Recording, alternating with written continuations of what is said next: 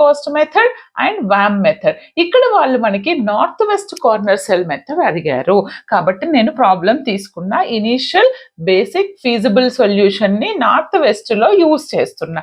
North west లో వాళ్ళు నాకు ఏమేమి ఇచ్చారు, destinations, this is my destination. మళ్ళీ ఒకసారి రిపీట్ చేస్తా, సేమ్ ఇదే నేను చెప్పాను మన ఛానల్లో, చూసుకోండి.